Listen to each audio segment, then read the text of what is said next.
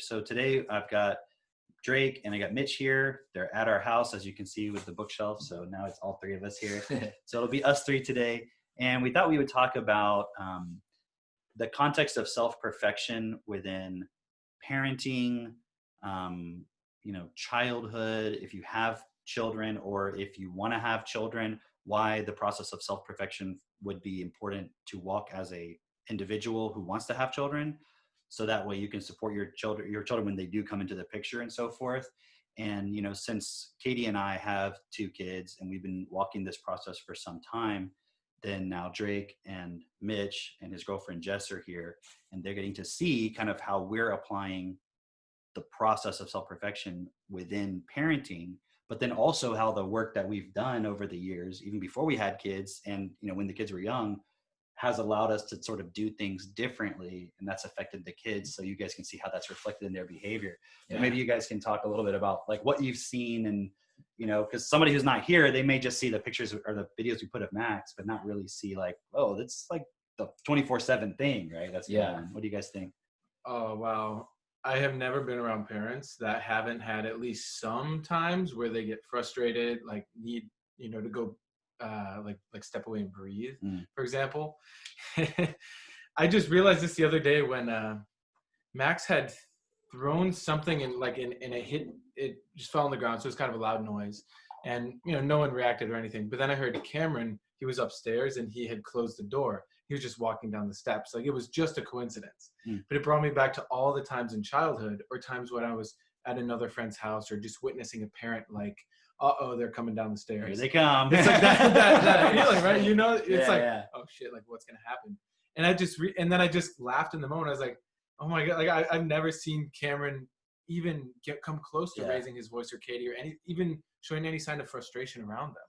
And that was really eye-opening to just see how ingrained it is within me of, the door shut, dad's coming downstairs, like what's gonna happen. So that was just a little example, but I have a bunch that I'll share throughout the episode. That's really interesting that you bring that up, because I had a moment like that, and I never even grew up around my dad or anything like that. But I had a moment like that where it was like, oh shit, we're in trouble, And like I felt that since you were here. Yeah. What was it? Do you remember? Yeah, it was when we were in the driveway and like they couldn't get the car door open. Yeah, exactly. And so, but I was telling Katie about it, and just like how I felt like I'd made a mistake, even though like I didn't make a mistake. But I felt that way, and I could feel those thoughts coming up within me, and like wanting to be like, oh no, no, they're gonna be mad at me, that kind of thing. So just being in that environment starts triggering all this stuff going on. Like it's really cool to see when you're in kind of a more stressful situation, but things are just happening around you. The more pressure that's on, like it bubbles up to the surface, everything that's within you that maybe you don't actually recognize on a normal day, right? But also there's a point that I was realizing as well. A lot of parents think that they're just going to have kids and then they'll start, doing all these things, and it'll be like, oh, because the kids are a blank slate and all this. But they don't realize that who they are, it's like, okay, the kid that becomes a high pressure situation right there in the moment. Like now all of a sudden, because I've heard Katie say this a few times, it's like when you have kids, it's like a flip is switched, right? And now I can see it more as you have kids, and then you realize you have all this responsibility. Like it's real. You're there. It's in the moment.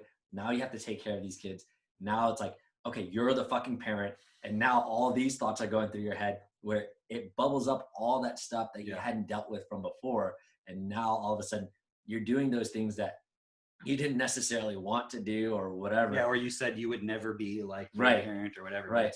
But it's already within you. It's automated. That's the thing, that one of the keys within this whole point of self-perfection and the perspective that we're all bringing through and sharing with everybody is, first of all, the awareness that we've been programmed. Yeah. Like it's not a matter of you're thinking like, oh, well, I'll just change that. Unless you know how to physically change the programming, you are in the moments of pressure and stress going to live out that programming and you're not going to be aware of it until it happens necessarily. So being a parent, the best thing, and you guys are seeing this, is to start working on your points now. And so it's really cool having you guys here, because things that we take for granted is actually pretty significant things. You know, like what was that point that was going on with Jess, where like Max was, he was touching like one of the light fixtures, and he had like grease on his hands from his food, and he started like rubbing the light fixture or touching it, and she was saying something about, you know, should you be touching it with your hands greasy like that, right? And prior to that point, her and Mitch had asked us, you know, if we observe them doing things that we wouldn't do as parents based on the principles and the process that we walked, like if it was something that we wouldn't do, like they were asking us, would you mind telling us? And so we can kind of see the contrast and learn how we could maybe correct that and see that for ourselves. So when I saw a point like in this case, I told Jess, I was like, okay, so do you see how in this moment you're trying to correct him about touching the light fixture? But notice I'm not doing that. Like I'm not telling him to stop, right? So that right there should be an indicator. Like you're trying to correct Max's behavior, but I'm not doing that. So why are you doing it? And it was really cool. And I just said, just stop, okay? And it was really cool because in that moment, Jess could have been like, fucking how dare you, or, you know, like justified it, been like, well, but, you know, he shouldn't be touching. Like she didn't do any of that. She was like, okay, well, all right, so what was the issue with what I was doing? And it was cool because then I could explain more. So in the moment I stopped her. And I also did that not just because she had asked me to, but in that moment I could see her programming Max with, you know, her childhood points about why she thinks he shouldn't be touching it and so forth. Right? I could see that occurring. It was very clear to me where it was coming from within her, and then she was projecting that onto Max. So just to give you like an idea, and we talked about this before, but just for the sake of the podcast, what I explained to her was, first of all, when you're correcting Max in this context, he doesn't understand why the light fixtures shouldn't be greasy. Yeah. Now, as a parent, you can say, well, he needs to learn. Okay. But then the question is, why shouldn't they be greasy? Now, you guys have been at the house for a week or so. We didn't have the housekeeper come over on Tuesday. We had him come over right before you came over, but it's not like a total wreck. Right. You know, when stuff gets messy, we clean it up, we wash the counters, whatever. And then we have a housekeeper once a week who will clean like the light fixtures and stuff. So there's a certain level of, it's okay for us. It's okay with us in terms of our comfortability and everything for him to smudge the light fixtures. In that context, it's not a big deal. Yeah.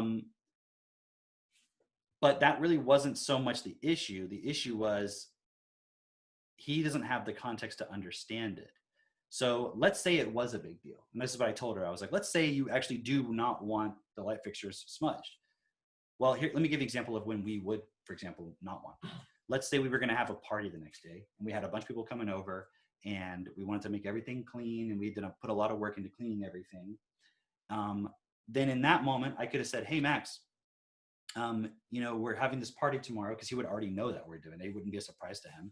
We're going to have this party tomorrow, and as part of that, there's an expectation when people come over that things are going to be a little bit more clean than maybe you would just normally be.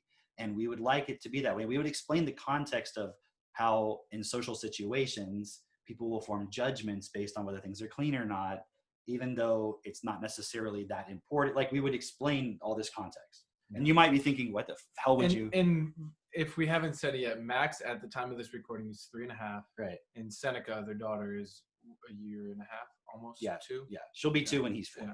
Just to make that clear. Yeah. So, and that's exactly what I was going to address, which is like, you can't explain all that to a 3-year-old.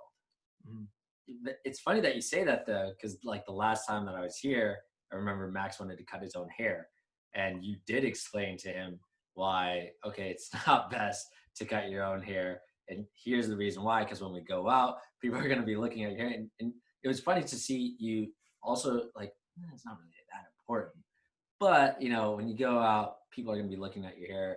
They might, you know, form judgments just based on that. And giving him all this context, explaining it to him very patiently. And there's something that I was noticing yesterday. Seneca was trying to open this box, and I'm trying to give her instructions on how to open the box. And I didn't realize this at the time, but I guess there was some like it was more just like, no, not that side, this side over here, as if I'm talking to like, you know, a 4-year-old or, you know, someone who's much older, much older, much clearer understanding. And you just checked me and was like, drop the impatience, right? Yeah, I was like, you need to check your impatience and your tone. Yeah. And because you were like, no, not that way. And it was like, hold on, she doesn't have all that context, right? So it's a good example. So it's cool in this environment to be able to get that reflection. Because, you know, we're not like, what the fuck, Drake? Like, you know, like we're not doing that. We're just like, hold on, you know, consider this. And that's why you guys are partly why you're here. It's just not just to hang out and we like being together, but also to get that experience of seeing our kids. Yeah, of course. All that. But, you know, you mentioned the haircutting thing. I don't know if it was when you were here or not, but like we let Max play with scissors. Okay, so don't call CPS. But you know, scissors that are rounded at the tip. Right. Okay, so, right. Gotta say that. Right. They are, but they're not the ones that are all plastic. They're metal, but they just have the rounded tip so he can't stab himself. But you notice he hasn't even barely played with the scissors at all when you guys are here. Right. It used to be a thing, like probably when you were here the last time, where he was always wanting to cut stuff and everything. Yeah. But because we let him play with it, it's just a normal thing to him now. It's like, okay, if there's a context where he wants to cut something now, but now he's not always wanting to play with scissors. Right. Versus we had a kid at the playground where we brought the scissors to the playground. Max wanted to bring him to cut grass or whatever. And this kid was there and he was like, scissors, you know, and his mom was like, oh, don't touch those, you know? And Max was like, why not? You know, and I let the kid play with him and I was like, do you know how to use scissors? And he was like, no, because I let him hold him. And he was like, just going like this with them. And I was like, do you know how to use them? He's like, no. So I was like, okay, let me show you how I put my thumb in there. And I was having him do it and then showing him how to use them. And this kid was 4 years old. Yeah. Right. And it was cool because later after that, the mom was like, wow, she said to me, she's like, I realized that I never let him play with scissors, but maybe I should. Mm-hmm. Like, but it creates such a complex in a kid around the scissors. And it's like, it's like, these must be special things that I'm not allowed to touch them. And it's like that in itself. Yeah. So that when you just make it a part of your environment, you know, we all can relate to that, right? Like when your parents told you not to do something, you're like, what is this? You know? On top of that, just want to add this in right here because it's relevant. I hear people saying all the time, you know, you raise your kid with all these constrictions, all these rules and everything, and then you expect them to all of a sudden at a certain age now develop responsibility. Mm-hmm. You've never given them any type of responsibility where it's guided or like you can actually help build that. And then all of a sudden you expect them to go out and do things in the world. It's not going to happen. It doesn't work that way. You've only conditioned them to follow your rules in the context of your home, let's say, and maybe slightly other different contexts. Yeah. You haven't taught them and supported them to develop the ability to reason for themselves and consider what are the rules. Yeah. Let me figure it out and then start applying myself. And here's why I should follow the rules. Which, if you think about it, the way most people approach parenting is pretty much the same thing as how education system schools approach teaching kids. Oh yeah. You see what I mean? It's just, here's the rules, memorize them, follow them, repeat it back. Okay, we're good. That's all they're looking for. And that's what most parents are looking for from their children. Not because they're bad people, not because that's actually what they want. It's just, that's the way you do it, you know? And I mean, I've survived this long in the system, so why do anything differently? Yeah. But of course, and I think it's so cool, like the timing with which we chose to launch the podcast. Because when did we start this? Was it like after the coronavirus thing started? Yeah. Shortly thereafter. Yeah. But obviously we've known each other for a little bit before then. It's like, this is 100% needed now because like this conversation or any of the tools that we're exposing people to through this is the keys to people navigating now this new world that we're in, this future where how long is it going to be before there really aren't any jobs? Because everything's being pushed to automation, more distance. Mm-hmm. So if a company's like, okay, so I can't have more than 10 people in my grocery store at a time. That's not profitable. That means I can only have 100 customers in a day or whatever it is. It's like, no, let's just move it all out in one manager who oversees the robots that basically do all the work. Exactly. So I see this as pushing auto.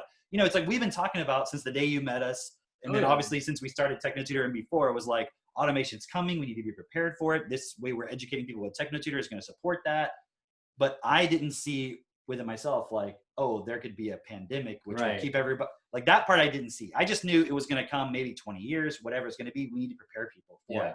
Now it's like in your face.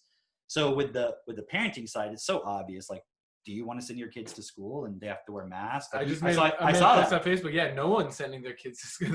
They're all like, no, thank you. So now they have to learn at home, which means all the reasons why you sent your kid to school, now you have to face it. Yeah. You know, now you have to face the fact that the teacher isn't there to take care of everything for you. Wow, that's cool. It's like, you know, you kind of had this, for the most part, in our society, we had it to the point where you didn't have to really take responsibility for educating your child. There's a school system that did that for you, right? Yeah. And so now, because you didn't build that responsibility within yourself of knowing how to do that, because most parents are like, they feel like, I don't know what to do. That's why they're in school, and by and large, that's why. Yeah. Right. And now they have to face that. Wow, that's a really good point. Yeah. It's the same thing with, you know, raising your child effectively. If you didn't do it, you're going to have to face that later, where, you know, they can't do things. They can't rely on themselves. They're constantly calling you, still living at home, etc. Right. So the bigger picture. So then there's that element where the parent's not prepared because they've been giving it to a system, but then also you are facing the point of, even if they stayed in the system at some level with school or whatever it is the school system, and obviously not anymore because their parents aren't sending them to school, they're going to be at home, is whatever the approach is going to be preparing them for this future.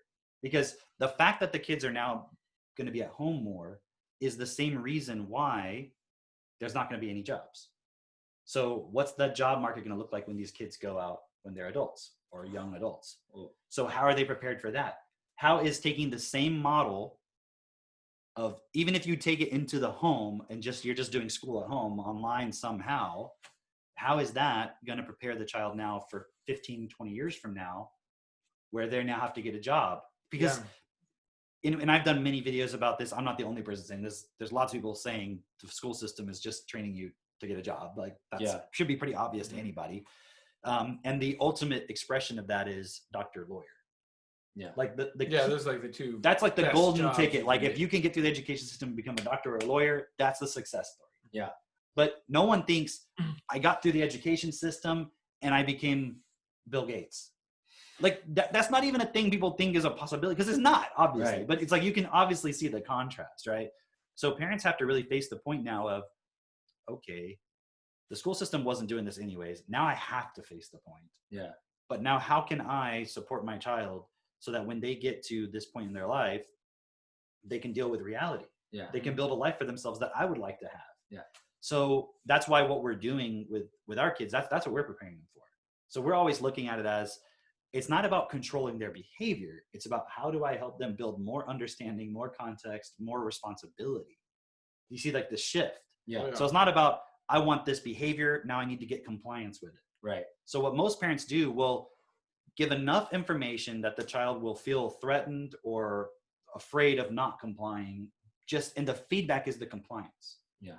That's not the feedback for us. Like, so going back to the point about the scissors, I don't know if it was when you were here or afterwards, but he ended up cutting a big chunk of his hair off. Yeah, it was. Wow. It was the while you were there. Yeah. Because I'm telling him, like, again, if it's a life or death, if it's like, I can see he's just going around trying to cut, like, let's say he was trying to cut his sister's ear or something, like, and it was like, no matter what I said to him, he was still trying to do that, which hasn't occurred. But if it were hypothetically, then, okay, I'm going to take the scissors and I'm going to explain more until it's clear that he can be trusted with them. Yeah. That's never happened, anything like that. But just to give a scenario, it's not like we're like, here's scissors, whatever. Like, that's not the point. Because I know that'll be an objection people have. Like, oh, but you're just saying that you just let them do whatever. And so, for example, if we were to say, we don't hit or punish our kids in any form, people will say, well, then they'll be unruly and undisciplined. It's like, my 3-year-old's more disciplined than your teenager that you hit and that you punished and you did all stuff to. So I already know from an evidence perspective that that's not going to happen. But I also know from a principled perspective why we're doing it. And that's what people have to start to understand, is not, we talked about negative capability on a podcast. I don't know. It was in the Self-Perfected Basics. Yeah.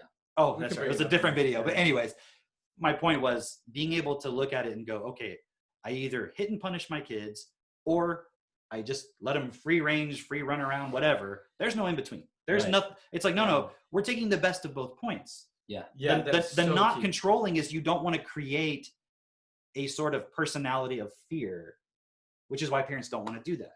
But the control and the punishment side is, I don't want them to just run around being an idiot and crazy and get into trouble and causing problems for themselves and me. Yeah, both of those things make sense. It's just either one is not fully taking both points into consideration, and it's not understanding the point about vocabulary. It's not understanding the point that the parent can remove their reactions, because if you don't, you remove your reactions, you start manifesting it in your child. So your child's actually just reflecting stuff that you did when you were a kid. Yeah.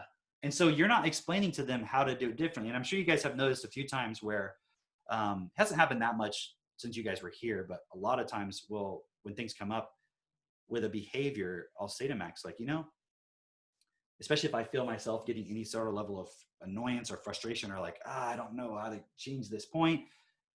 I'm like, wait, I did that when I was a kid. Yeah. And I'll say to him, Max, when I was a kid, I used to I used to not want to go to bed when all the guests were here. I wanted to stay up late. And Yeah. Like I wanted to do that. Yeah. And I remember telling my parents I wanted to. You know what he always asked me? He goes, "What did your parents say?" Oh, wow. And I'll tell him, you know what they said? They said, "Get your ass in bed," or they would spank me or and he was like, "Wow, okay." And I'm like, "We're not doing any of that." Right. Okay. So, and I tell him, like, we're not going to do that. That was a mistake. Right. Yeah. So but then it's like, okay, let me put myself in his shoes. Why wouldn't he want to stay up late? Yeah. You guys are here, like, and like, I even have that memory, like when I'm going upstairs with him to bed and I hear you guys talking, I have that memory of being the kid where I hear the adults talking. I'm like, oh, I wonder what they're talking about. I wish they were, so I get that, so like last night, Max was up until like 10:30, 11 or something. Right. Yeah, and like at a certain point he was like, and I'm like, okay, Max, now it's time for us to go to bed. You're getting tired. And he kind of was like trying to negotiate with me a little bit, but then you notice I never applied any force. Right. Can you guys, because I don't know what your perspective was of it, because I didn't talk to you about it afterwards. No, it was hilarious because you're like, Max, I can see you getting tired, that yawning that you're doing. He's like, you're rubbing your eyes. No, my eyes are just getting itchy. Well, that's what happens when you get sleepy. And then he's like, no, I'm not sleepy. Look, I can run really fast. Like, it was so cute. And then he just says, well, I just want some water. You're like, okay, we can get you some water. And you give him some water. He's like, okay, I want more water. I'm like, okay, get you some more water. He's like, all right. Says bye to everybody. And you let him, obviously. And you ask him, do you want to lead me up the stairs? And he's like, yeah. There was one part that you didn't say, and I don't know if you picked up on it or not. You probably did, but there was a specific point in there where when he started saying, like, because when I started pointing out, hey, it's late, now it's time to go to bed, he started doing the rubbing my eyes, and because I was pointing out to him, I know you're tired. I'm not just saying it's time for bed. Like, I can see that you're tired, you're yawning, etc. But then when he was kind of like arguing back a little bit of like, I'm not tired, then I'm like, it wasn't even about him arguing about being tired. It was more the point of like, okay, but now it's time to go to bed, and here's why. I started explaining to him, we're tomorrow morning, because he wanted to stay up and play with those circuits. And then, and that was going to be the whole thing. So I said to him, tomorrow we can do those circuits. So we're not saying we can never do it again. Right. But tomorrow will be better. And also, if you don't get enough sleep, you're going to be tired tomorrow. Yeah. Just like that happened the other day. Yeah. And so he was aware of that. And I said, when you don't get enough sleep, what happens is with our bodies, like, we feel more irritated. We feel less patient. We get more frustrated during the day. We're not really fully here, So I said, that wouldn't be best for you. And plus, we're going to go over to our friend's house tomorrow with everybody. So you're going to want to be like rested. Yeah. So I made that explanation to him. Yeah. And then it was after that. And then there may have been some other little point, and I just kind of had to reassure him, like, it'll be okay. We'll be able to do it tomorrow, but we need to get some rest and so forth. Right.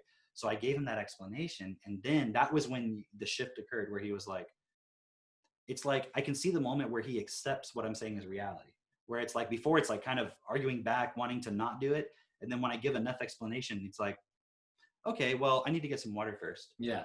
It's like, you see the shift where now he's just complying. Yeah. But there was never, ever any point of where I'm threatening something. I'm threatening to withhold something. I'm not saying, well, if you don't go to bed now, you can't play with it tomorrow. I'm telling him, you can play with it tomorrow. Like, there is no, so let me ask you, from your perspective, why should he comply then? because I'm not threatening. I'm not saying I'm going to punish you. Well, he just sees how it's actually to his benefit. He's like, makes sense. I don't want to be threatened. And what was I just telling him 30 minutes before that when we were talking about persuasion? Yeah. I was telling him, because do you remember that when I was saying, because I think we used the word persuade, and I was like, do you know what that means, Max? Yeah. And I was explaining to him, you have to explain to the person why they should do it so they want to do it, not trying to force them to do it. Yeah. And then I just gave a real example of that. And then you saw it worked, and he could see it works. Yeah. So he's going to learn how to sell. He's already learning how to sell. The other day, he wanted to go swimming, and it was like the sun had about gone down. We were all hanging out outside having conversation. He goes like, everybody, let's go swimming. I was like, Max, like I just ate dinner. I'm not really feeling it. And then he's like, Drake, we should go swimming. And someone's like, well, why should we go swimming? He's like, it'll be fun.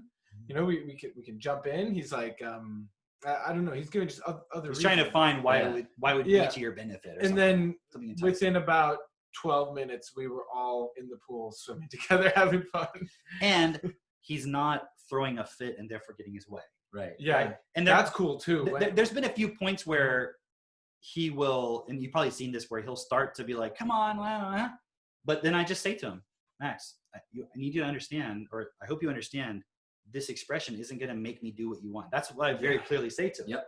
And then usually 9 times out of 10, he'll just stop the expression. Right.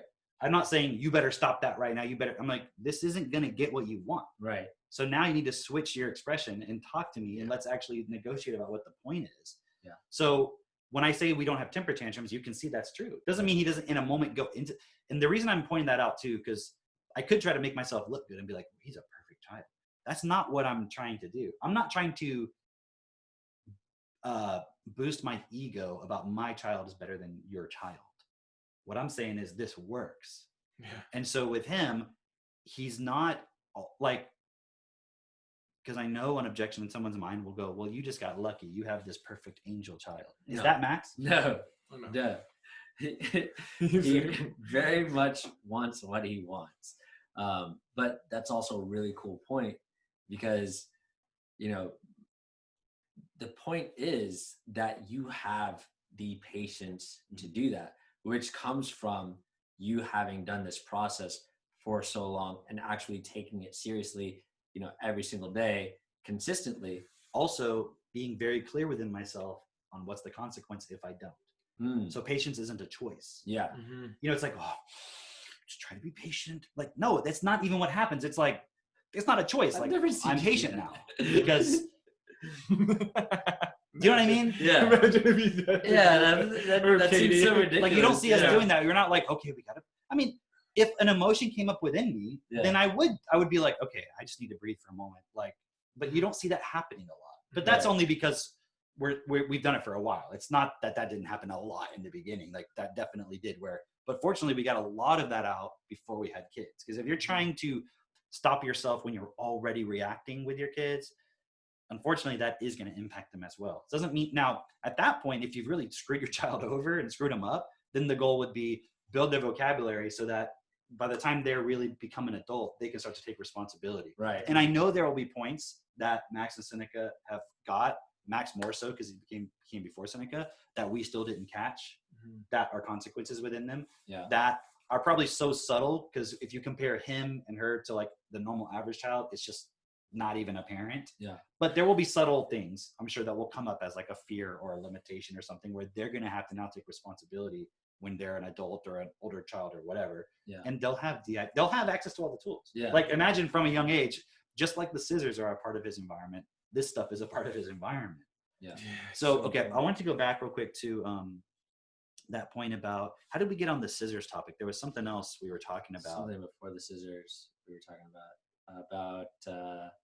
We were talking about the biggest things that we've seen so far. No, there was something prior to that. But I guess the overall point I wanted to just make sure was closed or clear was the point of, we're not trying to control him to do certain behaviors. The grease on the light bulb. The grease on the light bulb. Yeah, we were talking about Jess and all that stuff. Yeah. Yeah. So what I was explaining to her was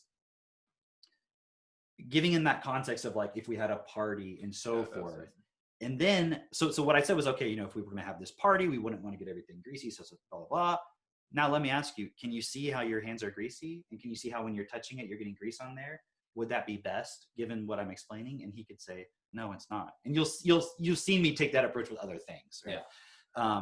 And that way, so I was giving a theoretical to Jess, but you've seen how it actually works in other contexts where what I do is, instead of correcting the behavior right away, unless it's sort of like he's going to throw something, it's going to hit his sister and hurt her. Like in that case, now she's involved, she could be hurt. I'm not going to allow her to be hurt just so Max can be supportive. First, you prevent the harm, and then you do the point. But that's the reason why, for example, with what Jess was saying, you don't want to harm and then explain. You don't want to be like, no, why are you doing that? Or should you really be doing that? Because like, can you see like the subtle spitefulness in it? Like, Max, should you really be touching that light bulb like that? Right. That's actually spiteful. And it might seem to some people like, what? What's the problem with that? It's like, yeah, but you don't realize that's the reason why you don't get along with your wife. Or like why your children don't like you, or why at work you have all these people who are like your enemies and shit. Why? Explain that point. Because you don't see the subtle spitefulness in the statement. Mm-hmm. The way I'm seeing what you're saying is like, it's like a subtle passive aggressiveness. It's like where you want somebody to change something, but you don't want to actually confront them or go through explaining it so specifically. My point about why I said that's why you have all these issues was just more the fact that a person, when I said their spitefulness, the fact that they can't see what you just saw is it's evidence the fact that they're not self-aware, so they wouldn't be able to take responsibility in other areas. So that's why you're having problem in all these areas. The same reason why you can't see this obvious, like you saw, obviously I can see the spitefulness in it. The fact that a person can't see that, just from what I explained, is they only have certain level of self-awareness. So they're not going to see it in all these other places. So it's not that specific point is causing you a problem, like spitefulness in that statement. It's just showing where the person's at in terms of understanding. You see what I mean? Because like when Jess said what she said, I could see the whole chain of things as to why she was saying it. And I'm not psychic. It's just a vocabulary where I can see it. And I'm honest with myself. You know, I could see if I was saying that. But to kind of get to the point is like, after I gave her that example, and I said, see how I give explanation and context, and then I have him see, do you see how your behavior is not best in the context of what I explained, so he can make the choice. Just like with the example of going to bed. I gave him all the reasons why, so then I'd ask him, is it best to do this now? Yes, it is. Or no, it isn't. Okay. So he makes the choice. So that handles the objection of the parent saying, well, you just let him do whatever. No, I'm supporting him to understand, so he's making the choice to do what I want. Because, and also what I want, I'm very clear about, it's what's best. So that's one of the major advantages of, as a parent, walking this process before you're a parent, is getting to clarity of, I can decide what's best for another person. Now, I don't have a right to force you or you to do it. I don't have a right to force a child. However, I'm not responsible for your physical safety or a lot of things at the same level I'm responsible for my child. Like I'm not responsible for, in the current context of society, I'm not responsible primarily for what you eat for breakfast. So if you're going to eat stuff for breakfast that isn't best for your body, I might say like, hey, I wouldn't do that. But once I've said it, now it's up to you. But with Max, no, I'm going to keep going until he makes the right choice, because clearly something's not clear. That's my responsibility. He's my child. You see the difference, right? Now, as a society, there's a lot of things that are impulsing. Like, wouldn't you agree advertising is a major player within people making the wrong choices about what to eat? Oh, hell yeah. So instead of me trying to force you to eat the right things, it would be far better, or even trying to persuade you on an individual level, which if we're friends or we're close, could do that. But on a large scale, it's not going to work. It'd be much better to figure out how can we stop the need for advertisements, because that would prevent the real problem. That would prevent kind of the fuck up, right? Or why are companies so focused on profits over value of what's best, which would make them use inferior ingredients or processes or whatever, right? So it's not to say, I'm not saying like, oh, I'm not my brother's keeper. Like I'm not responsible for you. I am, but not at the individual level with everybody. It's more at like, what am I accepting and allowing as a system that's influencing you to harm yourself? Because if you think about it, rather than me trying to micromanage what you're doing, it'd be far better to change the system. And then I can influence 1 billion people to make the right choice rather than just one person. Now, when the opportunity is there, we should work together and influence each other in the best way individually, but that's not going to work in the big picture. Yeah. So you have to go beyond that. That's why we talk about politics and all that. But with Max, with that point, what was really cool with Jess is because she was open to it. I mean, she's been using Technotutor, she's been doing DIP, all these points. Like, it's not like that conversation would have gone differently if it was somebody who wasn't doing those things. Right. They would have just defended themselves. Right. So that's a testament to her. And it was really cool because I even felt for a moment like, I'm going to challenge her now. Like, we'll see what happens, you know, because they just asked me to. It was like literally 5 minutes after you guys asked me or whatever. But what was really cool is I didn't explain anything about why she said what she said. All I did was like, let me show you what I would have done in a scenario where it actually was best for him not to do that. But then I also explained to her, and I think this was also part of the key of her making this realization, is I also said to her, now that being said, Katie and I don't place a lot of value on everything being perfectly clean all the time. Like, our house is not a complete mess, but also, you know, right the day before the housekeeper comes, pretty messy. Because we're like, someone's going to clean it up, we're paying him for that, right? But when I explained all that, then she was like, she thought about it for a while, and she was like, yeah. And she was like, you know, I'm realizing from my childhood, you know, there was things going on where I needed things to be clean. And I, you know, she's also, you know, when she was younger, done like housekeeping work. So it was like all these things. That was the underlying reason behind why she made that statement, and nothing to do with Max. Yeah. That's a cool point to bring up too, as far as, you know, you may not be doing the exact thing, like if your parents said something to you where they forced you to be a certain way, you may not be doing the exact same thing to your kids, where you might say then, oh, like they might have hit you and smacked your hand and said, you may not do that. Yeah, you may not do that, but then you're still bringing forth that point of like, oh, well, don't get grease on the light bulb. And you're saying it nicely, and you know, you're like being consciously aware that you're not doing it in the same way, but it's still that same point, that same starting point that's coming forth of controlling the behavior. Yeah. And like, it's interesting because a lot of people, what I see as far as people that I talk to, a lot of people think that, oh, well, because I did it this way, you know, I said it nicely or whatever, then it's okay, versus actually breaking it down to the understanding of why are you bringing that up in the first place. And second off, like actually explaining, giving context, like you're saying, it's really different. And, you know, you brought up this point of the negative capability, where people just go from, all right, it's not this, it has to be that, as opposed to, they can't be in the limbo where it's like, what, even though I don't know what it is, what would be the better synthesis of this point? What would be the better way to do it, taking the best of both sides? And that's something I've learned from you, like just over time that I've seen you, you know, you'd always say it's not this. And I would immediately in my mind go, then it must be that. Yeah. And then you'd be like, no, it's not that either. And it'd take me a while to figure out like, what the fuck does he mean? But you see, that's why I'm always, when we're having these discussions, handling objections. Yeah. Because I'm like, I know as soon as I say we don't hit our kids, the person's mind goes to the other side. So I'm like, now I know what you're thinking. It's like, so it's, again, it's not like a psychic ability. It's like, I can see, well, this would be the opposite. Yeah. But that's also the benefit of having a high vocabulary, is you know what everyone's thinking, because you know all the words, you know all the relationships, all the context.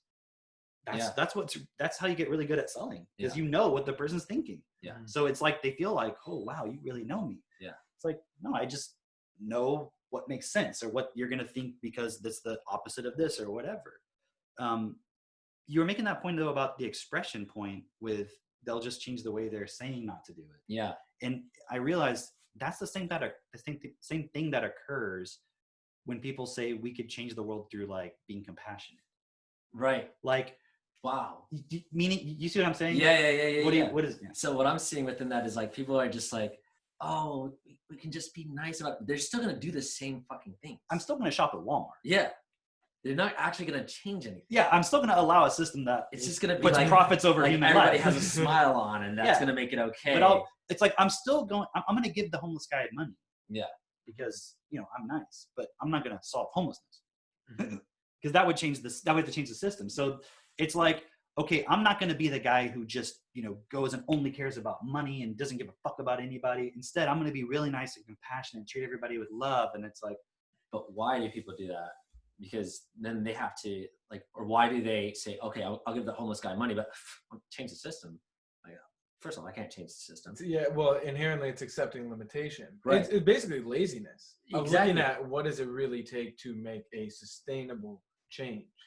And that means you have to like examine yourself and actually realize who you are within this. And that's kind of a conversation we were having a couple weeks ago, or maybe it was on the Self-Perfected group call that we had. But I remember saying somewhere, like, I just realized I'm an evil motherfucker. Right. Like, it's not like, oh, I'm evil. Like, oh, I'm ready to kill somebody. But that's self-honesty, right? Yeah, but like, everyone is. but people get like, when you say that, people have a reaction like, what do you mean you're evil?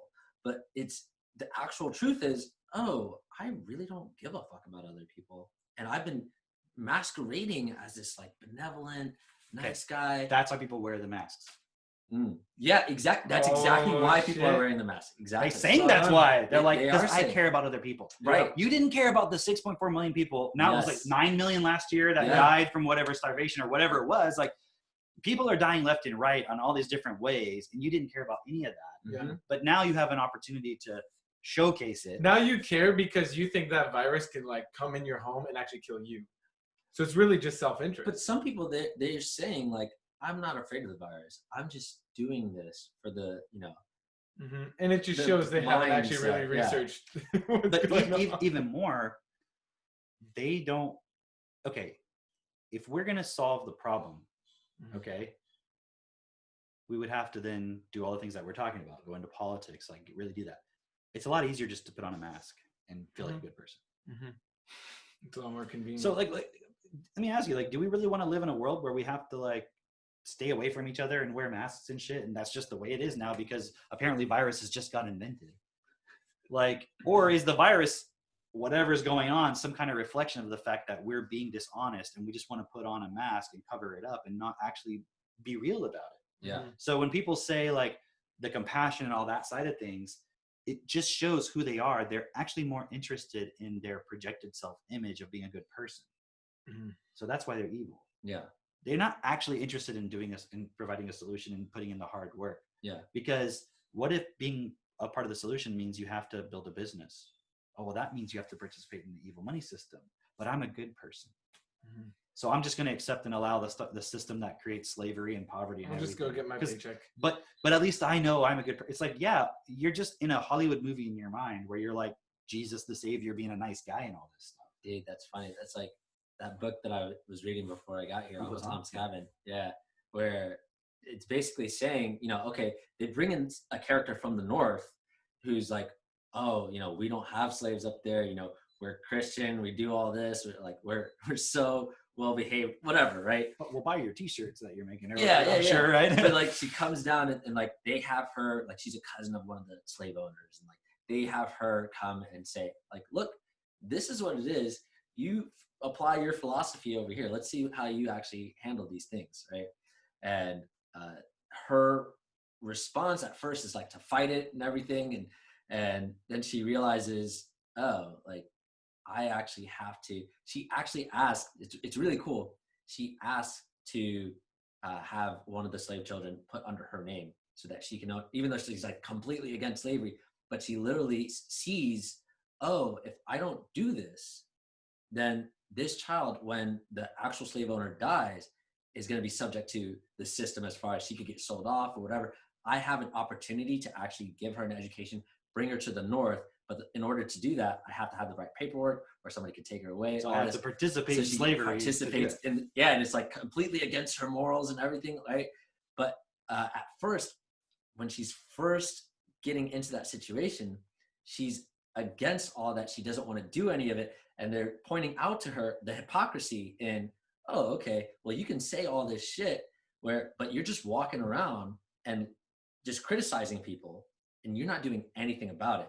And that's really a big theme throughout the book is like, you're not actually doing anything. You're talking all this shit. You clearly know this is wrong. Everybody agrees.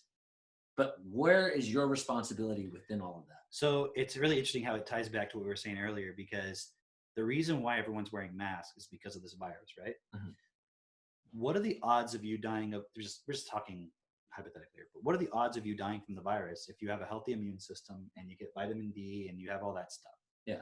right? Now, you can say, well, only a doctor's allowed to say that. So I'm just giving my opinion about it, okay? But my opinion would be, if you're a healthy individual and your immune system is functioning, if you look at the research, you're probably not going to die of coronavirus, okay? So the people who are high risk are usually like diabetic, super overweight, poor diet, etc. Yeah. Old, Yeah. super old, and those people are Problems. not. They have all these issues, Yeah. right? Why aren't we talking about, okay, what's the solution here? Why are people's diets so bad? What? Because, you know, you could say, well, you should eat more clean foods and stuff. But I mean, even if you grow an organic garden and you buy everything organic, the nutritional value of our food has gone down because of the soil, and there's so many things. Right. You'd have to do a lot of research to realize, oh, fuck, we've done this to ourselves. Yeah. Much easier just to put on a mask. You know what I mean? Like, okay, well, let's just accept that we're all fucked and wear masks and shit. Okay, but you know what's going to happen? The viruses are going to get worse, and they're going to get smaller, and they're going to get more sneaky. Yeah. And they're going to just attach to your skin and go through your skin pores. Like, it's not going to, the mask is only going to be temporary. Yeah. Because it already wasn't at that level. And then the mask is the next part to try to fix the problem, to try to, you know, cover up the problem. It's going to get more advanced. Like the viruses are alive. Yeah. Now, what do we learn in school? That they're not living things. They're not living things. Yeah. Okay. But why are they not living things? I don't know what the explanation was in school. Because they define a living thing as some very specific point. Gotta have carbon. That therefore this thing is not. Yeah. Okay. But everything is alive. Yeah. Everything is a part of reality. Yeah. Physical reality is alive. Yeah. It manifests over time into, like, okay, here's an easy way to prove that. Because you could say, well, I mean, rocks aren't alive, right? Right. Okay. So everyone believes in the Big Bang, right? Mm-hmm. Okay, so let's go back to the beginning of the Big Bang. Big Bang happens. Any life at that point? No. Okay. Just a bunch of rocks. So these rocks start banging together, condensing, da-da-da-da-da. Yeah. And then at a certain point, they become alive? Heat, lightning, and Like, when did they become Plasma. alive? yeah. Oh, well, you know, but I mean, something that has DNA that replicates. I mean, of course, you try to exclude viruses, even though they have RNA. But Yeah. how did fucking viruses which aren't alive get RNA? Yeah. Because if the argument is, well, things started bumping together and randomly, and then it started doing this and that, and then DNA somehow developed, and then DNA was replicated, and that's what makes us alive, because we can copy ourselves and we have a desire to. Isn't that viruses? Yeah. Where did they get the RNA from? They got it from our fucking DNA. Yeah. They're coming from us. Okay. So, but even if you back up for a second, just think about this. Like, isn't the whole thing we're taught in school that evolution works on this principle of survival of the fittest? Mm-hmm. So whatever kind of random mutations happen that allow you to survive more easily, that's what's gonna, because you can procreate and so forth, right? Yeah. But how much energy goes into raising a child? Oh, so much. So how is that an actual process of evolution? For example, which is easier able to survive? A human being, which is super complex, requires a lot of energy input to maintain survival, or a rock? Much easier. So if the principle is just survival in the form you're in, Right. why the fuck would rocks ever bump into each other and then suddenly now we need more input? This helps us survive better. Because if you need an input of energy, aren't you like less able to survive? Yeah. Then you have to create ways to ensure your survival to get energy. Yeah. So if you think about it, humans are actually the least able to survive, which is why we create all these fucking systems and dominate the planet. Yeah. And then we're actually making it worse for ourselves. So like everything about what we are as human beings actually making it harder for us to survive. So the whole story that we're taught about survival of the fittest and shit, you know, if you actually study Charles Darwin, the guy was like a super like racist, like like eugenicist. He was just an elite motherfucker who was like, we're better than all the other races and shit. And it's not even about white, black. It's like the elite bloodlines. Yeah. They were like trying to find ways to scientifically justify that they were better and everyone else is just animals and slaves. I've also heard the argument that within his thesis, he only said survival of the fittest about 4 times, but he mentioned like, this is what the love and life people are gonna like. He mentioned love, 70 something times or whatever, right? But it's like you were saying, the elite took all of his writings and basically said, okay, how can we use this to then justify why we're in the position that we're in Okay. and everybody else is. And somebody's going to say, oh, it's like some conspiracy. The elite got together and they just picked and choose from his books and created some kind of curriculum and implemented that in the school system. Oh, wait. Oh, yeah. That's what, I mean, who designs the school system? Yeah. Like, that's literally what happened. It's like obvious, right? Okay. But to make it more obvious, it's like, okay, 50 years ago when people were going to school, they were going to school for 12 years, right? Mostly. The same amount of time that we're going to school now, right? But the world has changed a lot in the last 50 years, right? But you have the same amount of finite time to teach things that are relevant and important. You can't fit in a lot more within that time. That's true, yeah. So, okay, somebody is picking through and selecting what we're going to focus on. What you're going to focus on, what your kids are going to focus on, right? And so there is an element for sure, very clearly, of this is important, that's not so important. We're going to teach this. Systems don't get built on their own. Right. And this is part, and it's funny because if you look at the real point of like what evolution really represents, it's a belief that things are happening on their own and we're just here. It's like we talked about that episode on God. Yeah. It's like there's some higher intelligence, some higher power that's orchestrating everything, and we're just along for the ride. So it just absolves you of all responsibility. But if you realize evolution is just a story that you're told, but think about it. If everything is just evolving and things are happening on their own, like DNA is a system of information transfer. And we're told that that just happened on its own. It just randomly just bumped together and it happened. Okay. Yeah. So then it's easy for your mind to then accept, even though it's at a subconscious level or unconscious level, that the system we live in, the economic system, is just the product of evolution. It's not the human choices. Yeah. Even though literally we're all in business, nothing happens in our business without someone making a decision. Right. It's not just like, oh, and today things happened. Wow, great. It's like, no, we're creating systems. Yeah. So our economic system, our everything is the education system is my point. It's a system that was very specifically designed. Yeah. When you're at that level of being able to implement something across a state or a country or whatever, the person who has that level of influence puts a lot of thought into things. Yeah. They don't just go, nah, that's good enough. Like, no, it's like when you walk into a grocery store, like where everything is designed to kind of guide you through to maximize the pulling money out of your pocket. Right. Even like the smells in the store and everything. Yeah. It's like they don't just go, oh, throw the apples over there, put that there. It's planned fucking out. Yeah. To the point where there's like, you can go to school to study this because they're like, hey, we need people to really learn how to do this. So I, as the business owner, don't have to figure it out every time. I can hire people to just do that department. Yeah. So it's all very specifically done. In Florida, we have Publix as our grocery store, and they're all laid out virtually exactly the same. So that when you come in, you can go into any Publix and it's as if it's like your neighborhood grocery store because you go in and you're like, I know where everything is. You feel that way. That contributes to a feeling of exactly. Brand loyalty and all that too. And their slogan is, where shopping is a pleasure, right? And so like you come in and you feel like comfortable and you get that brand loyalty and you're like, yeah, this is pleasurable. I know exactly where everything is. You don't have that uncomfortable feeling of like, I don't know, sometimes, if you walk into a Walmart, it's just like, oh, fuck, where is that thing? Yeah, or you go in somewhere where it's like a town you haven't been, and you're like, where do I find the whatever? It's like, where everything's going to be. Yeah. So everything's just about convenience, right? Yeah. That's actually a great point, the convenience factor, because that's why people send their kids to school by and large. Right. It's like, it's done for me, whatever, plus you went through it and everything. Yeah. And to kind of go back to the point we were really originally looking at, it's like our society cannot continue to function the way it is. The problem is, like we were talking about the other night, there's all these like revolutionaries and radicals who are like, we just need to fuck everything up and then, we'll work out, just make people uncomfortable. It's like, that's not going to work either. Right. You don't design a system by just screwing up the other system. That doesn't make something happen. That just makes people willing to like kind of maybe question things, but not really, because it actually puts everybody in survival mode. Yeah. So now they're more fearful. So you just go back to like tribalism and shit, which is what we're seeing. Yeah. It's like, you got the Nick Cannon thing, you got this guy, and it's like, everyone's just like forming tribes.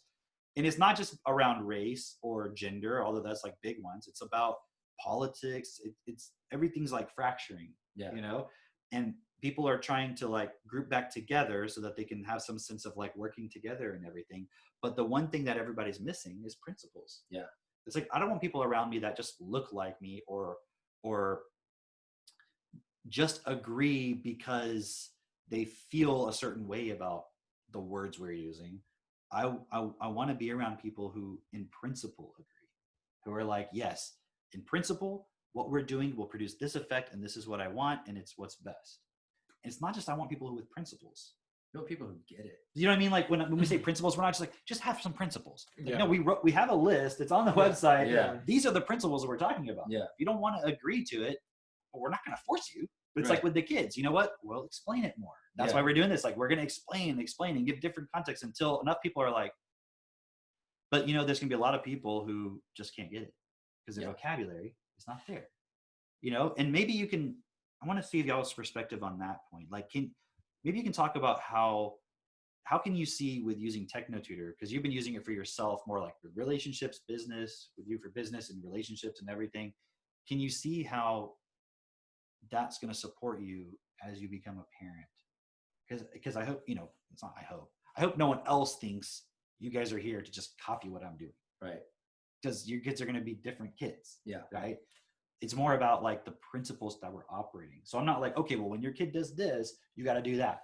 Yeah. It's more like, do you see what I'm saying? Maybe you can discuss how you can see how it's going to support you in that. I'll let Mitch go first.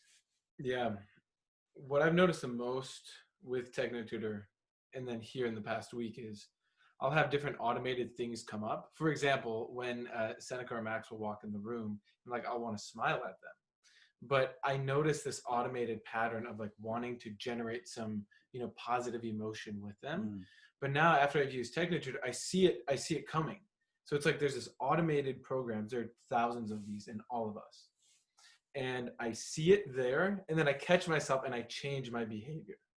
And that's what's so cool. Or just today, Matt, they have this digital keyboard, and you can press play, and it'll play these preloaded songs. And then we had this drum kit set up on it, so it's kind of fun. We were like pressing some drum buttons. I wanted to keep playing the drums, and then, you know, because Seneca was kind of dancing, but Max like really wanted to just keep playing the music.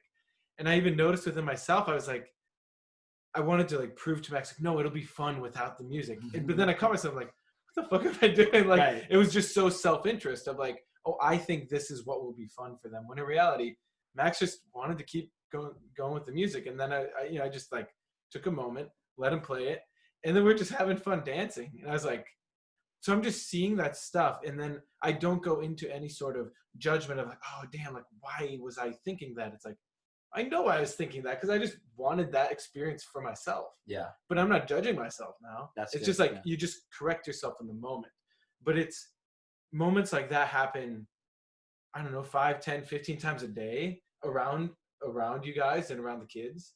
And that's what's so cool with TechnoTutor. And then now, the one other major benefit is I noticed how in the past with kids, I've just been lazy. Because you know how kids at a certain age are like, why?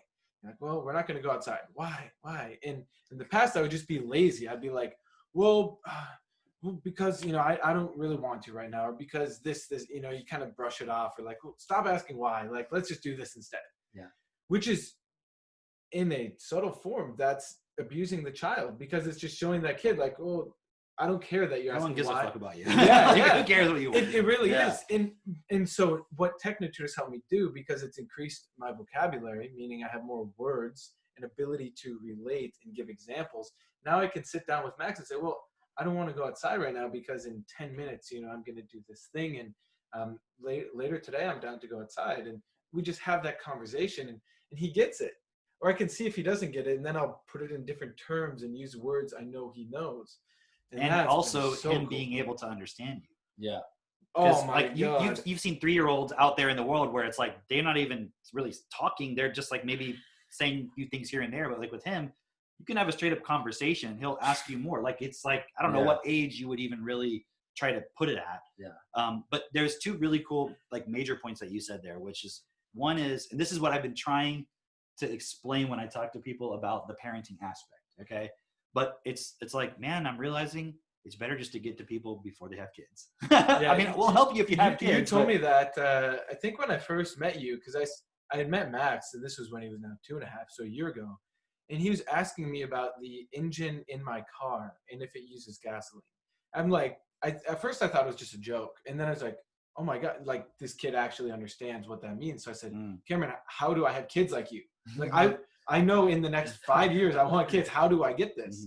And you're like, okay, you're serious? You want kids? Like that responsibility starts now. Yeah. It's not when you figure out your girl's pregnant. You do it now. Yeah. So that was really cool to see. So I've taken that on. So seeing the points that you're picking up on is the keys. From my perspective, for you to start preparing yourself for that point, it's what you've realized now. You know what I mean? It's not like you have the tools, but these realizations are important. So I think it's important. That's why you're here, to see it.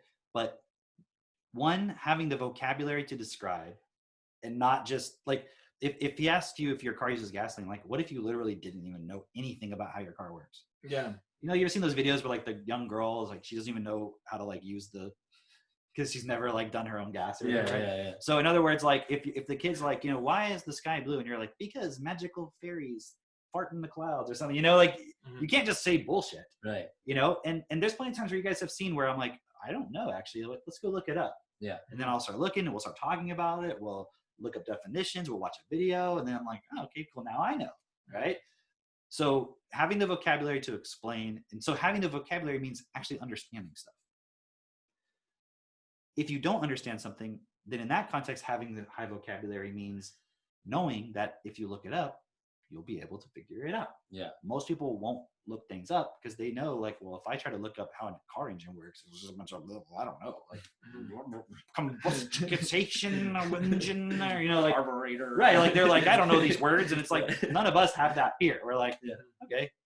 You know, if you don't know the word, you just put it in techno. Yeah, exactly. So you're like, well, if it's really complicated, I will go and take time. I will learn it. And then it's like, wow, I've learned something really cool. And then, you know, you can use that information later. So now when it comes up later with your kids, you'll know how something works.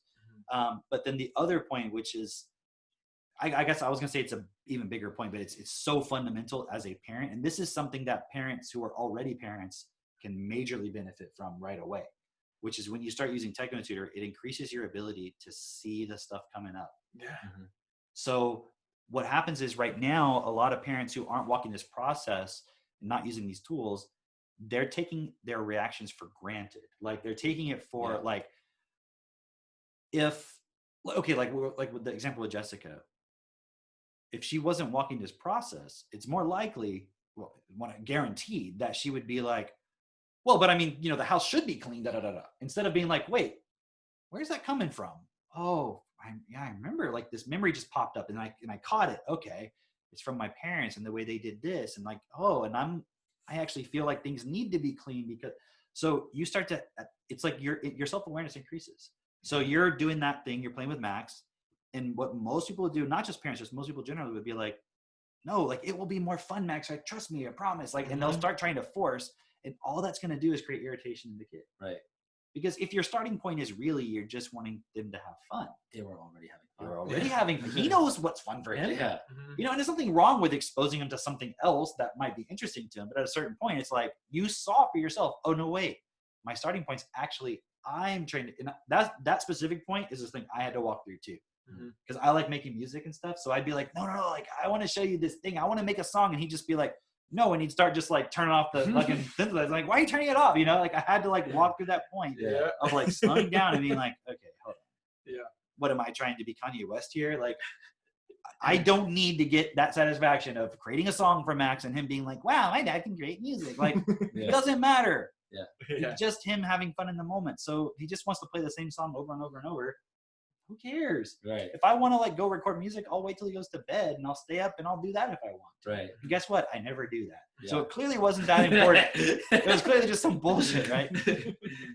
But that ability to see the reaction coming and to and I think I said this, maybe we were talking last night or there was something where I was making this point. I'm like, that ability to step in before you automatically act on it. Yeah. Or when you are acting, you see it. And that's also why the writing process that you learn through doing DIP Lite and DIP Pro and all of that process teaches you how to, in a physical way, structure it out.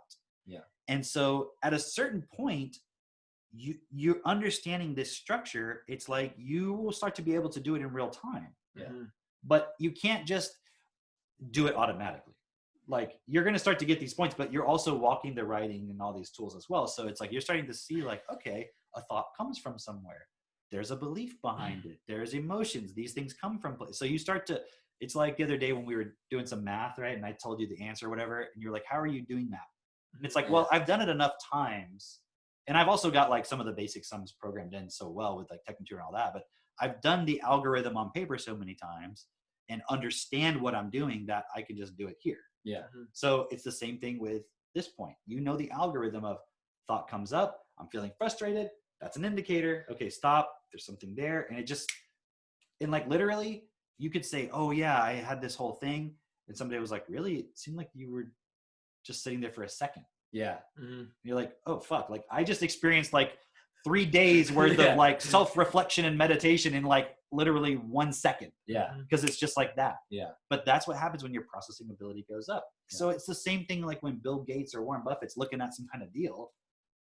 It's like they look at a thing and it's like, damn, did you like study this contract? They're like, no, I just saw everything at once. I know it's a good deal or it's not a good deal. Right. And they're 9 times out of 10 probably going to be right about it. Yeah. Whatever, you know?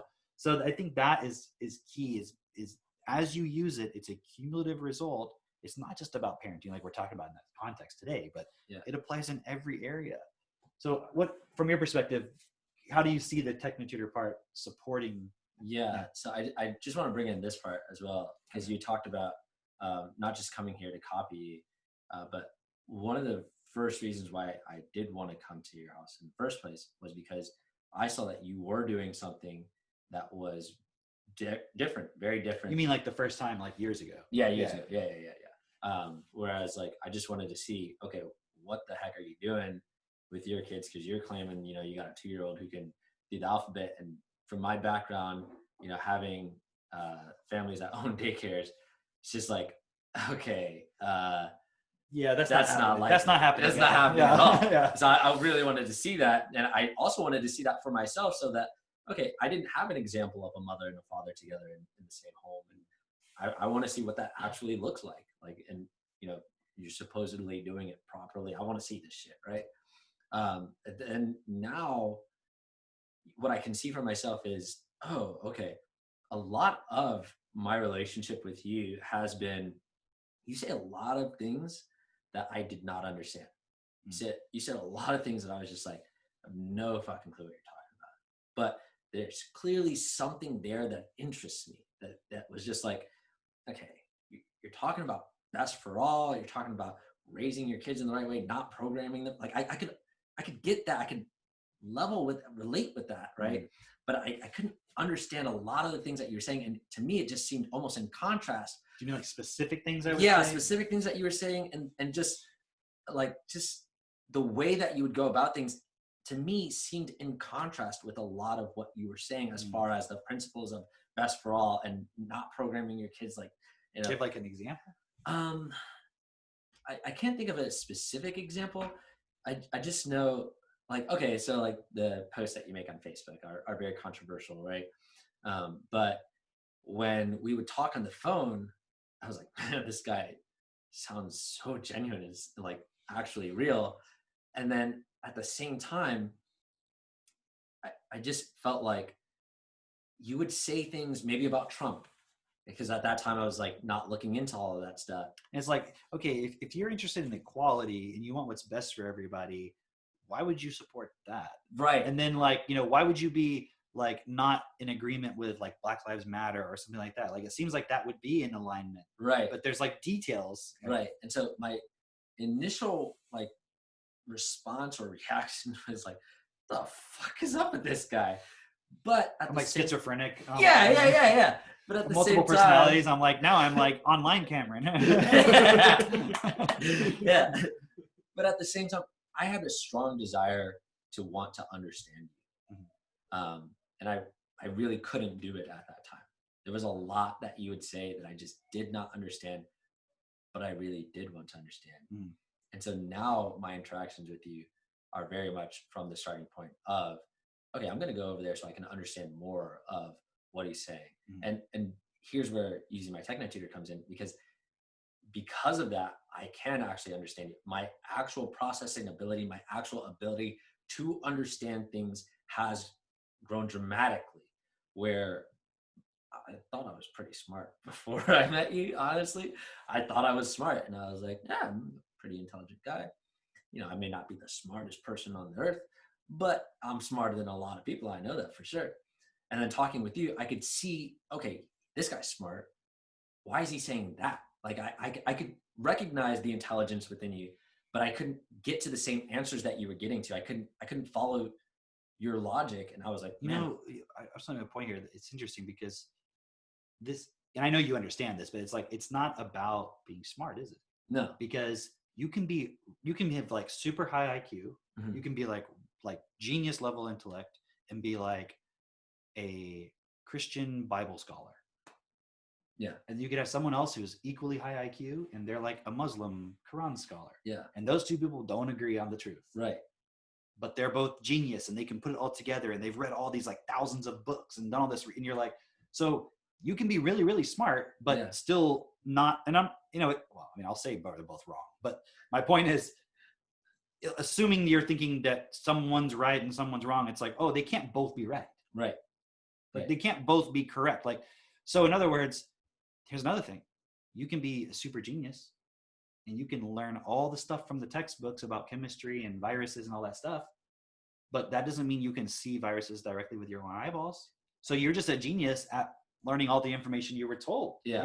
It's like you can be a genius at knowing the wrong things. That's the point that I'm getting at, is that you were basically showing me, okay, I'm intelligent, but you would say things like to the effect of, yeah, but there's all these things that you've accepted that are wrong that you're not even aware of. Mm-hmm. I'm like, how do you even sort that shit out, right? And now I can see, like, and it took me a while to get to this point of being able to see, oh, here's how you can actually sort out the truth, how you can actually find what's really there. Because when you see it, it just becomes so obvious. But that took a while of developing my vocabulary, where I went from being really introspective as far as everything that was going on in my own mind was, I was using this phrase with Katie like that first day about overanalyzing everything, right? But really, and she challenged me on that point, which we could talk about later. But I was really just like, everything was creating some kind of like worry within me. And I was really just focused on myself and how I felt bad about everything. People say like, oh, I overthink things. Right. Like that's just your way of trying to make yourself sound smart when you're really just emotionally weak. Right. It's like, just being honest. Right. Okay? But that's exactly what was going on. Yeah. And then, my first results with using TechNigeria, at least the first thing that I recognized within myself, was building that self-confidence, building that self-esteem, building that emotional stability, building to the point where I was then feeling like, oh, I actually feel good in my body now. Like, this is pretty cool. I can actually talk to people and, look them in the eye and not be afraid of them, or like afraid that they're not going to like me. Like, I don't give a fuck anymore. And not like, I don't give a fuck, like I'm hardened and like, just going to the opposite polarity, but actually like just not projecting it's going to go bad. Right. Or like worried Actually about, being able to be present and have a conversation with them. And it's funny, I'll bring that up to people and they'll just be like, oh yeah, you just make a decision. I'm like, no, it's not, because I've been trying that shit before. That's what everybody says. Right, but it's not really like that. Like, yes, there are decisions that you have to make, but there's definitely these layers within you that you're not even aware of that are just automatically putting you into that mode of, this is how I'm going to be. When you said the point about getting to the truth of things, right? Yeah. Like when you brought up that point of, with the example with Max and the piano and all that, it's like, what's more important truth? Philosophical truth, or the truth about your starting point as to why you're doing something?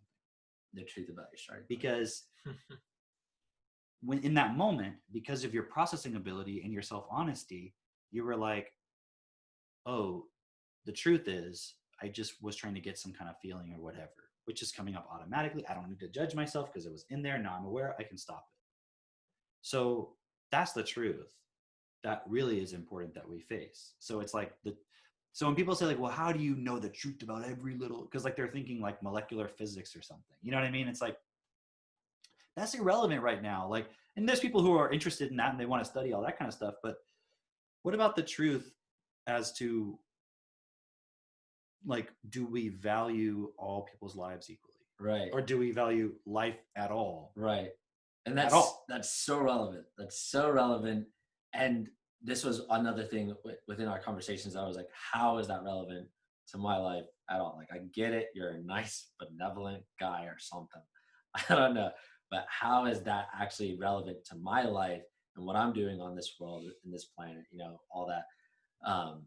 And now I'm at the point where I see more clearly, oh, I see how this is relevant, and I see why this is so vital, so crucial. Not just, you know, from, you know, we kind of started this podcast specifically on, you know, if you're being a parent, right? If you want to become a parent, and how you're affecting that child, but then on the much larger grand scheme of things of how everything has affected and influenced every member of our society, every individual. And that's what continues to create our society and the world the way that it is. And I feel like most people, you know, if you would ask them, you know, is the world perfect? They'd tell you no. Yeah. You know, there are some delusional people who are like, no, it's perfect in all its imperfections. Perfectly imperfect. Perfectly imperfect. And that's, you know, it's, I wouldn't even say it's working, you know, as far as being a society that you would want to just swap in and out of any place, of being in a society where everything is actually like, you can see the future progression of it. Because right now, the way our society is running, there is no future progression. It's just like people are just on the hamster wheel, just trying to keep it moving. And we're watching right now everything collapse. Exactly. It's like, it's staying together enough that, like, no one needs to go into a paranoia of like, oh, I need to go like start like building like a fort and like, you know, like machine guns and like, you don't need to get paranoid. Okay. Not yet. But you don't need to be paranoid about it. Yeah. But my point is, like, society, civilization, just human society, our system is not working. Yeah. And it's going to be a point where whatever comfort you think you have right now, you're going to have less of that. Yeah. You know, everyone needs to realize that. And what the, you know, elite, who I would say would be in a position right now to influence things, are doing is just trying to exert more control so that they don't have to feel that. Yeah. But that's all crumbling. Like, that's not working. And the solution, if the solution is let's just all wear masks, that's just the beginning. Can you just see that? Like, the logical progression of all this is just things become more controlled, more distanced, more isolated. Like, where does that end? Yeah. And I mean, it might sound a little extreme, and I don't think it would get literally to this point, but like, you know, imagine the Matrix where everyone's in a pod. Yeah. Like, I can imagine that on the level of you stay in your little small home, you never leave. Yeah. Like, I mean, how do you know that's possible? Because during the whole lockdown thing, everybody was literally just staying in their home and never going out. Yeah. And I mean, I'm like, damn, can you imagine living in a fucking apartment in New York with like 3 or 4 or 5 kids? And like, you've never had to do that before. And like, you literally can't go outside. And if you do, it's like everyone's like walking around with masks and scared and shit. And you're like, what? It's like you're in a movie. Yeah. I mean, we're not experiencing that here in Texas where I live, but I can see that's what it is. And so the more people accept that there's not a solution, the more they're going to accept we just have to like protect ourselves more. But that's the really weird thing, is that, I guess it's not really weird. It's just, it seems so obvious from this perspective of, we can create a society where we're actually sustaining ourselves, sustaining the environment, the resources that we have. It makes sense to use them in a certain way where there's no fear of we're going to run out of this. But like right now, that's like a constant within our society of like, we could run out of X, Y, Z. It's not because there's not enough. It's that the systems aren't designed with the starting point, like the truth of it. Yeah. Just like we're talking about, the starting point of why you were doing that thing is you wanted this. So if you had got what you wanted, that would have not been best for Max, because you probably just created frustration. That would be a significant memory in his mind, maybe, who knows, right? It could cause personality problems later, that one little thing. So the starting point of our systems is not to actually provide to everybody what they need. It's just to make money. Right. So if it makes more money to not give everybody what they want, then fuck everybody. Like, that's just how it automatically works. the other thing, and I guess we'll have to go kind of relatively soon, so we can wrap it up in a moment. But I guess the real point I think we could leave off on, and maybe this could be the jumping off point for another episode, is, well, instead of me telling my perspective, I'll just ask y'all, what do you think is the major issue for people when they think about creating a world, a society that's best for everybody, but also within accepting the point of, well, you can't have utopia. It's not possible. Like, what's the objections? Or So I've gotten this quite a bit, but first off, the first thing that people think of when you start saying like, we want something that's best for all, is like, oh, you're Hitler. Or you're Mussolini, like because I want what's best for everybody, I must be evil. Yeah, like, what? You're Lenin. So I'm gonna accept some evil, so I don't have to be evil. Like what? Like what?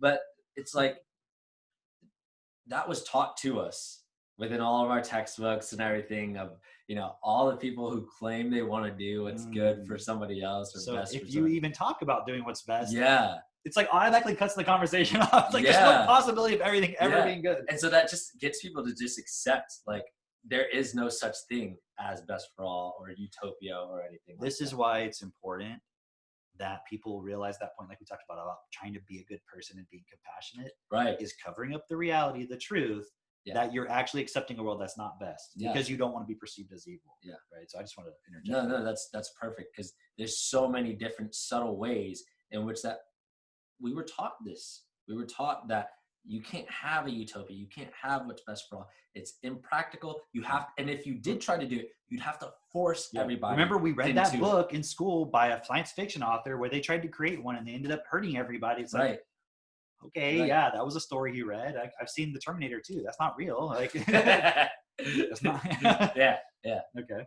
But the whole starting point that we had, which is different, is that we're saying every individual has to take responsibility and agree to this, which means that you have to have the understanding, the capability to understand and actually explain and walk through these things like practically, not just in your mind.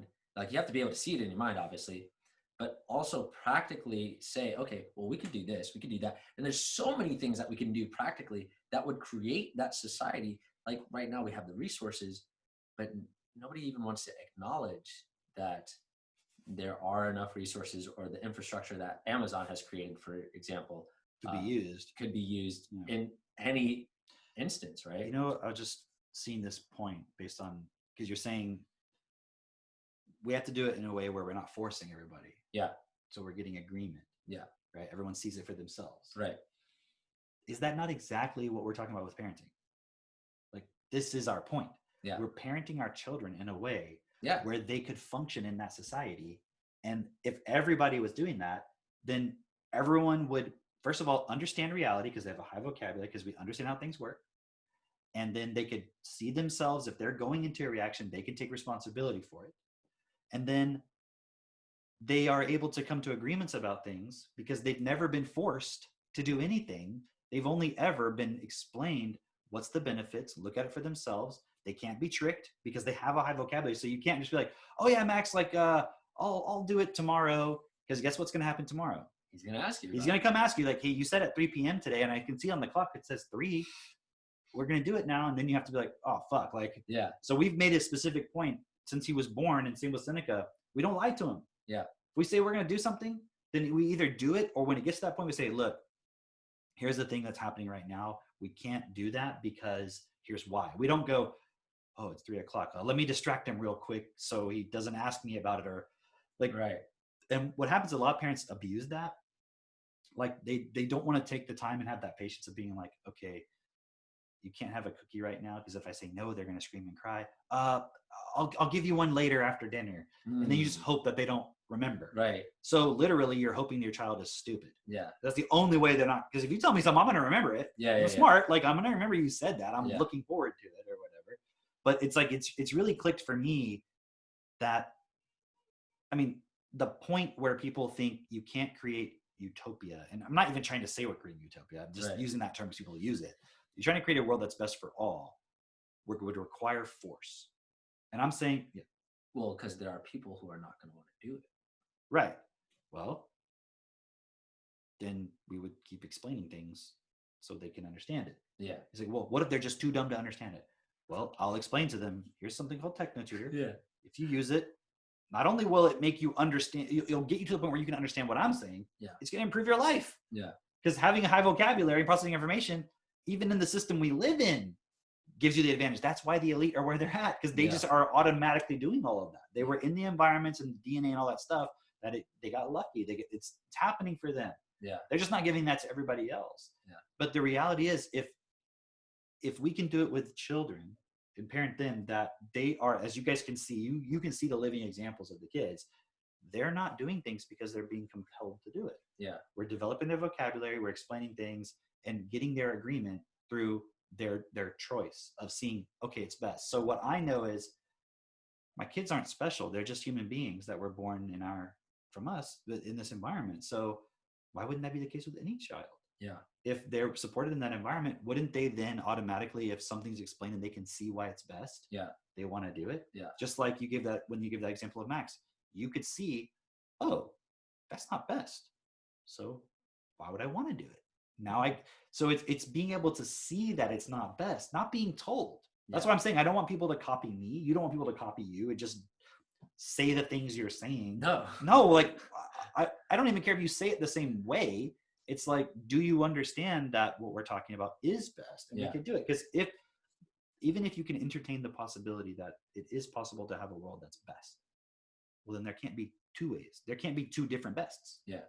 Like it's got to be one that we agree on.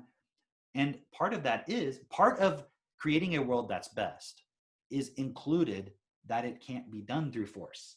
So because if it's done through force, it's automatically not best. Therefore, that's not the one I'm interested in. Yeah.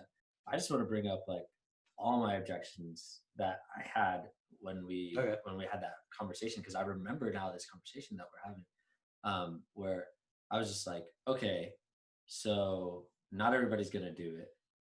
Why should I do it then? And I thought like you had a response that to me was just genius, where you're like, so you base what you're gonna do off of everybody else, like, because I'm not gonna stop. Like, that's who I am. I'm gonna continue doing it. Like, who are you? Are you just the person that just is a reflection of the people around you? Well, so what you're saying is you're going to be the guy who refuses to do it because no one else is going to do it. Right. So actually, you're the one saying you don't want to do it. Right. And it's like, oh, so I was just using the excuse that no one else will do it. Yeah. But it's like, if no one made that excuse, yeah, right? But the fact that I was able to explain that and then you were able to go, okay, I'm not going to use that excuse anymore. I didn't force you to do anything. Right. I'm not forcing you to be here. Like, you're like, no, okay, I'm not going to make the excuse. I'm choosing not to because I can see now logically it's not best. Yeah. And that's the point is I know you could say it's like a trust or a faith, but I know because I know myself, when I understand something clearly, I don't want to do it anymore if it's not best. And if it is best, then I want to do it. Yeah.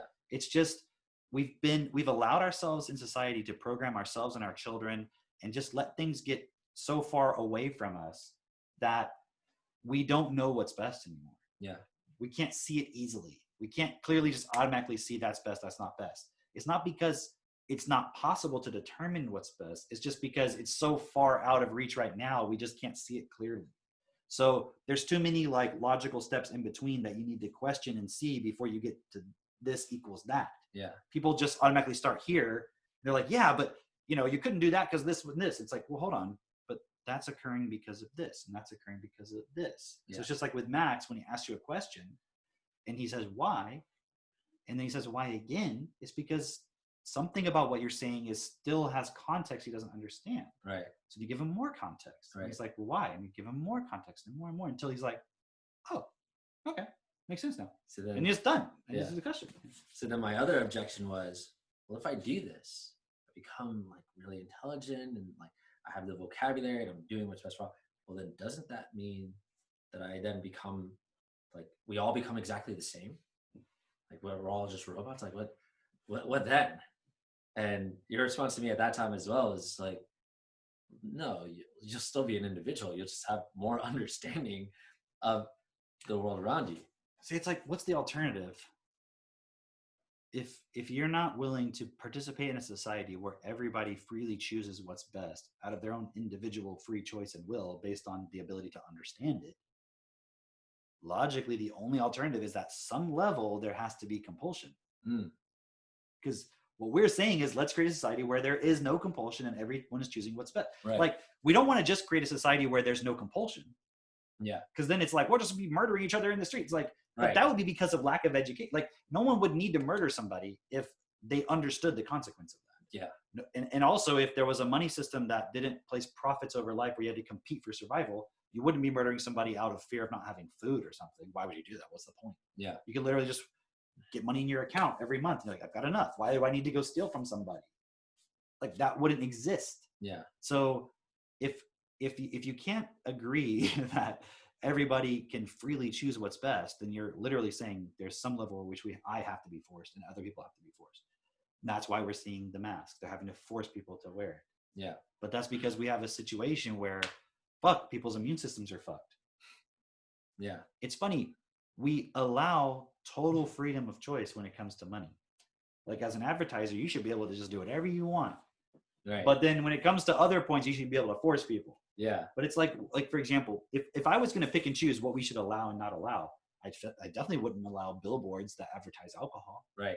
That's programming my child. Yeah. When we drive down the street with images of alcohol, with sexual imagery tied Yep. to alcohol. Yep.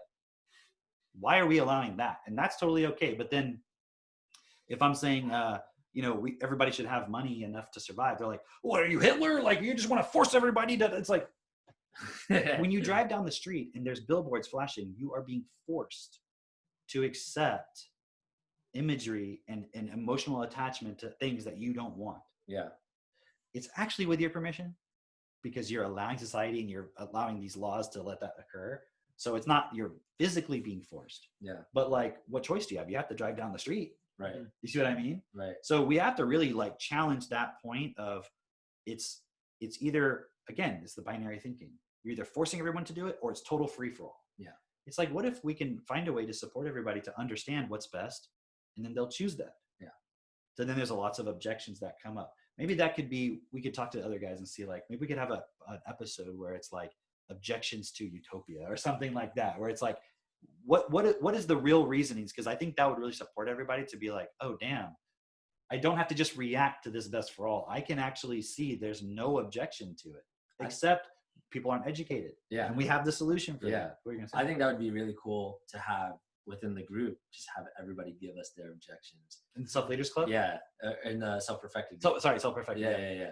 To have them just give us all. What their are your objections to a world that's best for all? Yes. That would be and great. just be as open as possible. Like, Yeah. give us the hard shit. Let's do that. I like that. That would be really cool. All right. So should we leave it at that? Do you think you want to add, or? Yeah, just 2 points I noticed on that is what's helped me to understand this world that's best for all is the network, Yeah. because it takes all of us.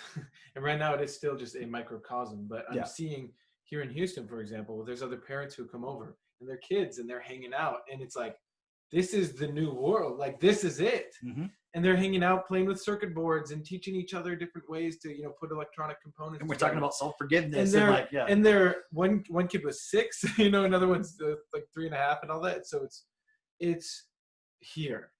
It's not this theoretical thing anymore. It's right in front of my eyes. Yeah. And so it's that network is here, but it's also this network of whoever's listening to this, where you now have it. You know where you can find us at the website. Yeah. So tap into that network, because now this is my second point is it takes time. Mhm. It takes patience. It takes Mhm. dedication. It takes going and then falling and going and thinking you got it, and then you get blindsided and then you keep going. But being plugged into that network helps you with that. And then that whole process of learning to be patient and realizing this is something that we're going to do for years, for decades, for the rest of our lives until it's here, because that's who we are. Yeah. And that ability to be patient and to be persistent and keep moving, that's going to help you with parenting, with being a good friend, with being a supportive person, with being a responsible citizen, and then getting you to whatever levels required to actually make this happen, which is building, major businesses, getting into politics, rewriting the laws, all that. Hang on, before you go on, because you're saying some really cool things, I just want to throw this in there as well, is that I remember thinking, like, do I have to have some kind of special skill or persuasiveness or something like that in order to do this? And just realizing you don't have to have any kind of like, you don't have to already be intelligent or anything like that. It's just literally taking the time to do it for just a few minutes each day, just that consistency. If you can do that, where like you were just telling me on the phone, I remember when we were first talking, like, you can do this for 30 minutes a day, just dedicate 30 minutes a day, even if it takes a long time. Would you be able to do that? I'm like, oh, fuck yeah, 30 minutes, I can do anything for 30 minutes a day, you know? And I think that's a really important part, because what you're saying sounds really awesome, but it also, there's that, I can hear it in the back of my mind of like, well, doesn't that take some kind of like, you got to be persuasive to build a business, or you got to have some kind of intellect. You have to be special. Yeah, exactly. Yeah, and that's just an excuse that people will give, because it is just showing up, plugging in, and it's teachability. It's just willingness to keep. If what we're talking about is only for a special group of people, that's not best for all either. Exactly. So it's amazing the way this is all unfolding, because it has to include everybody. Yeah. You know, that doesn't mean everybody literally has to do it all right now at the same time for it to work. It grows in phases, like anything. Like you have the law, you know, what is it? The law of diffusion of innovation, or whatever it is, right? But that point you made too about, you know, like for example, the people here in Houston, that's something we've created. And it's not like I'm special. We just did little basic points that now we have the self-perfected group. That's something we created. It didn't happen on its own. Yeah. So it doesn't happen magically, just like a utopia doesn't happen magically. And one of the probably major objections is, how is it going to happen without everyone being forced to do it? Equals, I'm not going to change. So how is it going to happen if I'm not going to change? Then I must have to be forced to do it. It's like, yeah. So if you're listening to this and you're like, okay, I no longer want to be a part of the problem. I don't want to make the excuses. What do I do? That's the tools we're suggesting. That's on the free resources. You can go into that, join the Facebook group, you know, go into and see and actually interact with all of us. We're not trying to create a celebrity thing where people are just following. No, like we're just all here as equals working together, and we're just sharing our process. It'd be cool if there was another podcast with other people doing. I'm sure that we'll have more things like that too as we go, right? Maybe we're just talking about parenting only or something. Right? Yeah. But was there anything you wanted to close off on, or? Just do it. Like, what are you waiting for? Like, tap in, figure this out, because if you want to do something with your life beyond sitting at home, wearing a mask, being afraid, this is the group. So so self-perfected.com, and then from there you can get to our Facebook group and then everything else. So we'll see y'all on the next one. Okay, see ya. Peace.